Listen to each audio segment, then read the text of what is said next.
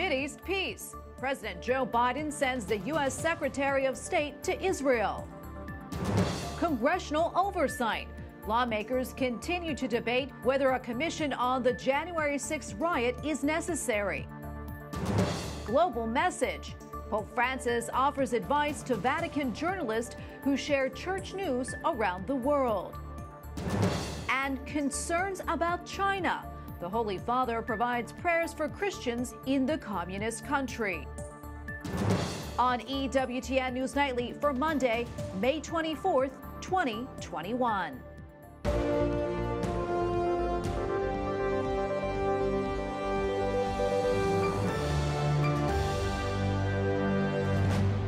Thank you so much for being with us tonight. I'm Tracy Sable. President Joe Biden sends the U.S. Secretary of State to the Middle East. Antony Blinken's visit comes after last week's ceasefire was reached between Israel and the Palestinians. Hundreds were killed during several days of fighting in the Holy Land, and now the Biden administration wants to lay the groundwork for peace. White House correspondent Owen Jensen reports. Owen. Tracy, good evening to you. Here at the White House today, Press Secretary Jen Psaki said the U.S. is committed to discussions on rebuilding Gaza and making sure money does not go to the terrorist organization Hamas. As Secretary of State Antony Blinken heads to the Middle East, White House Press Secretary Jen Psaki told reporters he'll be meeting with Israeli and Palestinian leaders to discuss the current ceasefire. One is creating sustainable conditions for a ceasefire. Yes, it is holding. We're continuing to watch it. Earlier today, the president released a statement that said, in part, Secretary Blinken will meet with Israeli leaders about our ironclad commitment to Israel's security. He will continue our administration's efforts to rebuild ties to and support for the Palestinian people and leaders after years of neglect. Just yesterday, the Secretary of State said both Palestinians and Israelis need equal measures of opportunity, security, and dignity in their everyday lives, and that for both sides, we have to find a way to break this cycle, because if we don't, it will repeat itself at great cost and at great human suffering on all sides. As my mother would say, they're doing God's work. Meanwhile, the 2021 hurricane season, President Joe Biden this afternoon visits the Federal Emergency Management Agency's National Response Coordination Center. Today's briefing is a critical reminder we don't have a moment to lose in preparing for 2021. And earlier on YouTube, the president hosting a town hall with his chief medical advisor, Dr. Anthony Fauci, urging the young to get vaccinated. This as the number of COVID cases has dropped from 184,000 a day to 24,000 a day. Vaccines are making travel safe. Also tonight, next month, is when U.S. President Joe Biden and Russian President Vladimir Putin are expected to meet at a summit in Switzerland. Relations between both nations have been strained for several reasons recently, including cyber hacking. Now, the White House wants a more stable and predictable relationship with Russia. At the White House, Owen Jensen, EWTN News Nightly. Well, the race is on to get several bills to the Senate floor before lawmakers go on recess starting Memorial Day. One bill being considered would create a January 6th commission to investigate the riot at the Capitol. Over the weekend, at least one Republican senator said a compromise could be reached. Capitol Hill correspondent Eric Rosales joins us to explain. Eric? That's right, Tracy. Over the weekend, Republican Senator Susan Collins said that she is, quote, optimistic that Republicans and Democrats will be able to work together and find a compromise to be able to create this January 6th commission. However, Republicans I spoke with say not so fast. I'm not saying that we have decided this should not go forward, but if it's going to go forward, it needs to be clearly balanced and not tilted one way or the other, so we have an objective evaluation. After 35 House Republicans voted in favor of an investigation into the siege, Senate Republicans, including Senator Susan Collins, say they don't want House Speaker Nancy Pelosi and Democratic Senate Leader Chuck Schumer being able to pick the chair and staff of the commission, which is the way the bill is currently written. Senator John Kennedy tells me he won't support the bill until the scope of the investigation is expanded. This started out as a partisan exercise by Speaker Pelosi and Senator Schumer. They're basically trying to weaponize the tragedy of January 6th, and I think they're still trying. For it to pass the Senate, at least 10 GOP senators would have to join all 50 of their Democratic colleagues. We need to get to the bottom of it. It's not partisan. It's to find out how this could have happened in the United States of America, where we came so close to losing our capital. Some Republicans, like Representative Peter Myers, say House Speaker Nancy Pelosi and the Democrats want to use this as ammunition in the upcoming election. She doesn't want a commission that has a mandate to end by December 31st, 2021. She wants a commission that she can drag out into 2024, and that's what we're handing her. On a side note, the family of Ashley Babbitt, that's the Air Force veteran who was shot and killed by an officer during the riot, her family is suing the Capitol Police for $10 million. Now, I did try to reach out to Capitol Police for a comment. My emails were never returned. Tracy? Well, Eric, I also understand that there are some changes on the outside of the Capitol in regards to the National Guard. What can you tell us about that? Yeah, there certainly is. You know, at one time there was some 26,000 National Guard troop members out there, but lately in the past couple of weeks there was about 2,100. Well, their mission is now over as of yesterday, and today and tomorrow they're going to be heading on back home. But don't expect to get a tour of the Capitol just yet. On condition of anonymity, I did speak with a number of Capitol Police who tell me that they simply, quote, don't have the manpower right now. Tracy? Okay, thank you so much, Eric. Correspondent Eric Rosales reporting for us on Capitol Hill. Well, the Centers for Disease Control says nearly half the U.S. adult population has received at least one COVID-19 vaccine.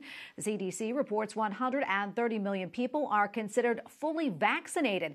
That is 39% of the U.S. population. Overall, more than 285 million doses of vaccines have been administered. Last week's daily average was about 1.8 million.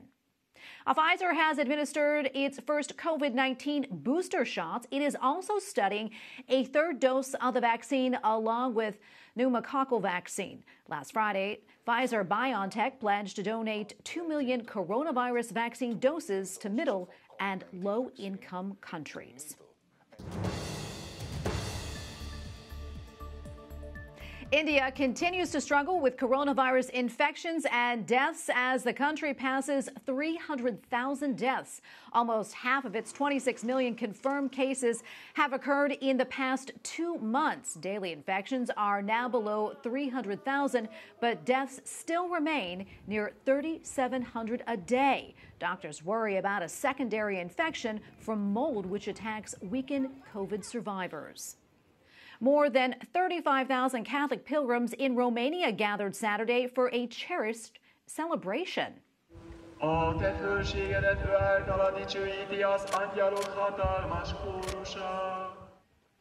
Observing protocols, the faithful combined a Marian procession and prayer with walk-in vaccinations. The service dates back more than 450 years, but was canceled last year due to coronavirus.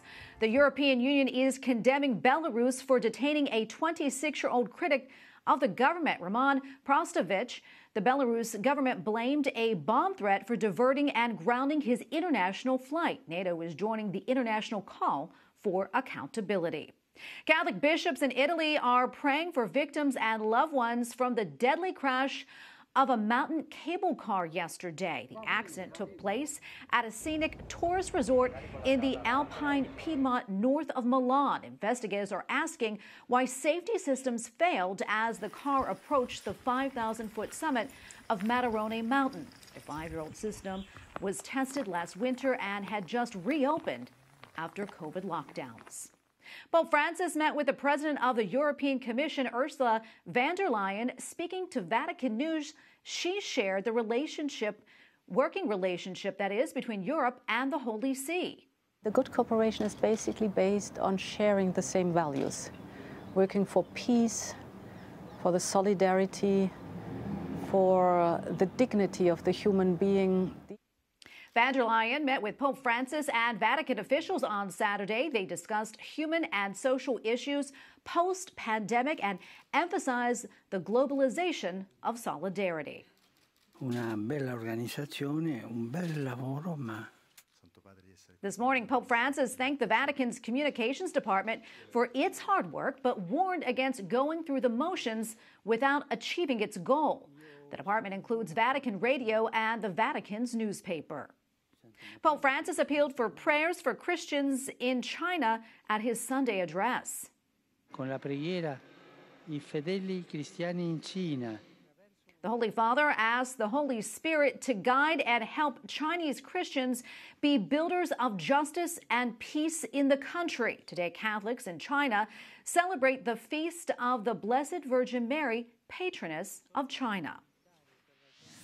Today is also the World Day of Prayer for China, and joining us now from Rome is Father Bernardo Cervellera, editor-in-chief of Asia News. Father, good to see you again. Thank you so much for your time. What can you tell us about the feast today in China, and how are the faithful celebrating, or even if they're able to celebrate?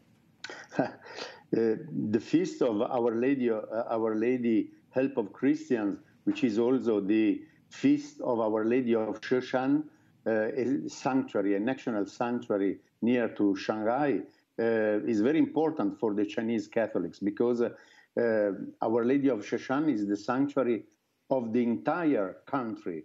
So people normally would go in pilgrimage there during the month of May, and above all on that day. One year I stayed with them, and there were thousands of people kneeling and walking along the path of the hill to go to the sanctuary. But the problem is that since last year, because of the pandemic, they have closed the sanctuary. And also this year, it has been closed. They say because of the pandemic. But in reality, the golf club, which is in the nearby of the sanctuary, and the other amusement parks are fully open. So we don't understand why the sanctuary has been closed. I also understand over the weekend, a bishop and priests were arrested in China. What more do you know about that? And also, what can you tell us about the current situation for Christians in China? The bishop who has been arrested with 10 priests and 13 seminarians belongs to the diocese of Xianxiang. This diocese is recognized only by the Holy See and not by the government. So practically all the dioceses, the priests and bishops and seminarians are criminals in the view of the Chinese government. This is why 100 policemen, they've gone to the seminary, which was hosted in a small factory offered by a Catholic in Hebei, and they destroyed everything. So now the seminarians have gone to their home, and they are obliged not to study theology. The priests and the bishops, they are standing in a hotel and receive so-called political sessions, means conferences of brainwashing about the kind of freedom of religion that the Chinese regime is giving to them. The situation of the Catholics in China since the agreement between the Holy See and the Chinese government has become really worse because the underground communities are destroyed.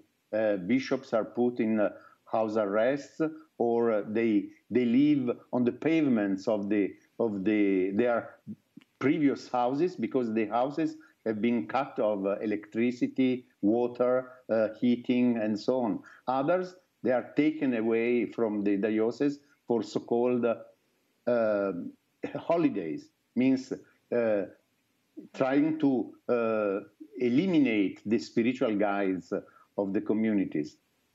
Well, Father, thank you so much for your time today. We really appreciate it, and thank you for what you do. Father Bernardo Cervellera, editor-in-chief of Asia News. Thank you again. Thanks to you. Coming up, a closer look at a rash of anti-Semitic attacks in the United States.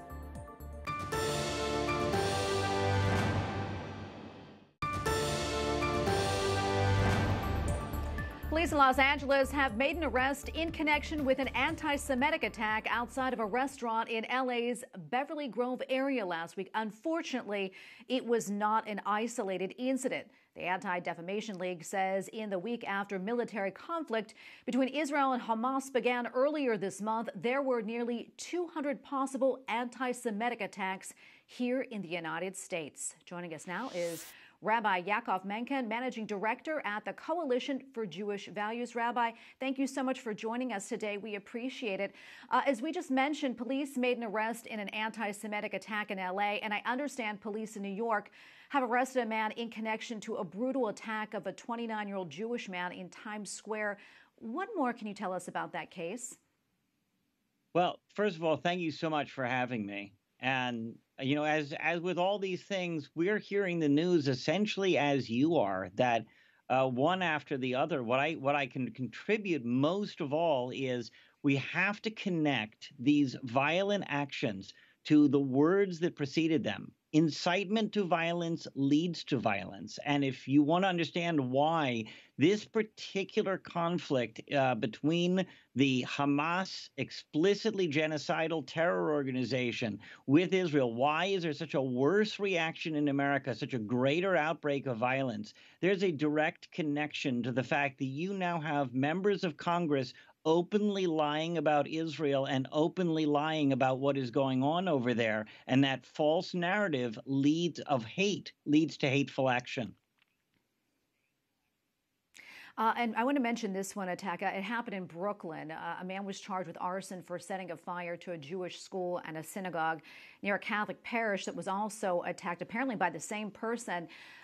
I want to ask you this. How concerned are you about this recent rash of anti-Semitic attacks? And you kind of touched on what's fueling it. Can you talk a little bit more about that and what can be done to stop it? Well, the fuel is clearly, you know, as people are pouring gasoline on it all the time. And one thing that you clearly, as you mentioned, the Jews are the canary in the coal mine. Once they're done with the Jews, I mean, look in Syria and the Yazidi Christians. Look in Egypt at Coptic Christians. The Christian community follows the Jewish community when radical forces like this are allowed to flourish. The best way to stop it is, you know, to stand up and nip it in the bud. Unfortunately, Congress is doing nothing to reprimand, much less remove congressmen who are openly encouraging these flames of hate. In fact, Fordham University in New York deserves tremendous credit for not allowing the Students for Justice in Palestine, which claims to be a justice organization, but actually routinely honors and they only honor terrorists and murderers and anti-Semites. That's what they do. And Fordham stood up to this hate. We also, as a community in America, have the opportunity to stand up against hate. Oh, Rabbi, I want to mention this. We have about a minute left, but I want to get to it. President Biden tweeted today, in part, quote, "The recent attacks on the Jewish community are despicable and they must stop." Besides condemning the attacks, what more do you think the White House can and should do when it comes to this type of violence? Well, I think the first mistake the White House made was to wait 5 days after these attacks happened to actually make a statement like that. And by the way, I can just imagine how the left would be reacting if Donald Trump had waited 5 days after anti-Semitic attacks like these and not made a comment. But also, the same thing happened, by the way, when he spoke to both houses of Congress. And he spoke about hate for 10 minutes, never mentioned the Jewish community, never mentioned that 4 synagogues were vandalized the previous weekend. That blind spot has to go. This idea that there's some sort of white supremacy and that Jews are white people. I mean, go look at European history. Jews are not white people. And they definitely, if we're going to protect all minorities from violence, they have to work in a non-partial way to look at the way all communities are, what hatred they face, and to be honest about it. Because the last thing on the list is that while they're saying that Jews are white people, they're also saying that anti-Semitism is all a problem of white supremacy. And that is clearly false as well. There's so much more that the administration could be doing, and we hope they start. Well, Rabbi, thank you so much for your time today. We really appreciate you coming on and talking to us about this, and we're praying for you all. Rabbi Yaakov Menken, Managing Director at the Coalition for Jewish Values. Thank you again. Thank you. Up next, source of strength. Pope Francis describes the gifts of the Holy Spirit. And the beauty of faith. See how Mary and the Holy Spirit are portrayed in art.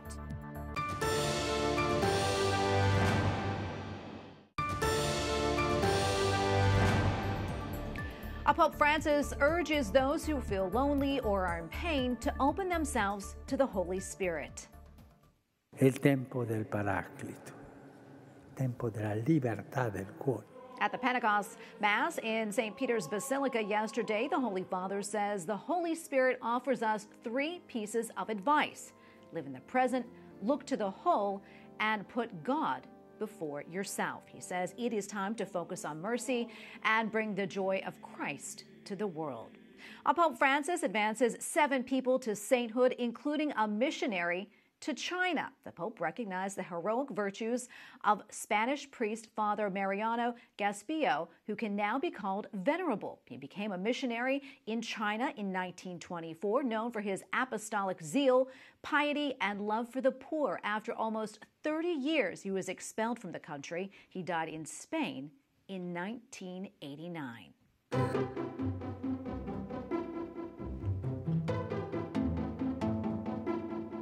And finally tonight, yesterday we celebrated Pentecost. Today is the memorial of Mary, Mother of the Church. And our next guest says the two share a little in common. Joining us now is Jem Sullivan, author of The Beauty of Faith. Jem, welcome back. Always so good to see you. Tell us about this unique engraving depicting Pentecost from the National Gallery of Art. Thank you, Tracy, and good to see you too. So this engraving was created after a work by Raphael, the Italian master artist of the High Renaissance. It's a beautiful image to contemplate as we've just celebrated Pentecost. We see the Holy Spirit in the form of a dove descending with rays of heavenly light shining down on Mary and the apostles. Their small flames of fire rest on the apostles, who look up in awe and wonder at the gift of the Holy Spirit. Mary's head is lowered and her hands are folded in prayer. And we might ask, why is Mary shown at the center of the scene of Pentecost in art? We know that Mary's entire life was graced by the Holy Spirit. At the Annunciation, the Archangel Gabriel said to Mary, "The Holy Spirit will come upon you, and the power of the Most High will overshadow you." So now at Pentecost, Mary is present with the apostles, showing the church how to receive the gift of the Holy Spirit with faith and with gratitude. And yesterday we celebrated Pentecost, and today the church celebrates the memorial of Mary, Mother of the Church. What more can you tell us about this feast day? Sure, Tracy. In the church's calendar, the month of May is dedicated to the Blessed Virgin Mary. Some parishes have May crownings of statues of Mary. In 2018, Pope Francis set in the church's calendar a memorial of Mary, Mother of the Church, to be celebrated on the day after Pentecost. That's today. Mary is Mother of Jesus, the head of the church, and Mary is Mother of Jesus in his body, the church, and we are her children in the order of faith. And tell us about this beautiful painting of Mary, Queen of Heaven. Yes, Tracy, this altarpiece panel titled Mary, Queen of Heaven was completed around 1485, and it's a visual catechesis on the church's devotion to Mary, Mother of God and Mother of the Church. We see Mary clothed in red and blue colors that signify the divinity and humanity of her son Jesus. Her hands are folded in prayer, and she's surrounded by choirs of angels playing instruments used in Renaissance music, the trumpet, the lute, and the harp. And above Mary, a full orchestra of angels play in front of the Trinity of the Father, Son, and Holy Spirit. This is a visual catechesis reminding us that as Mary is crowned Queen of Heaven, she is Mother of the Church on earth and our mother in faith. Well, Jem, thank you so much. We really appreciate it. Jem Sullivan, author of The Beauty of Faith. Thank you again, and God bless. Thank you, Tracy. And we thank you for watching tonight. For the entire EWTN News Nightly team, I'm Tracy Sable. Good night, and God bless.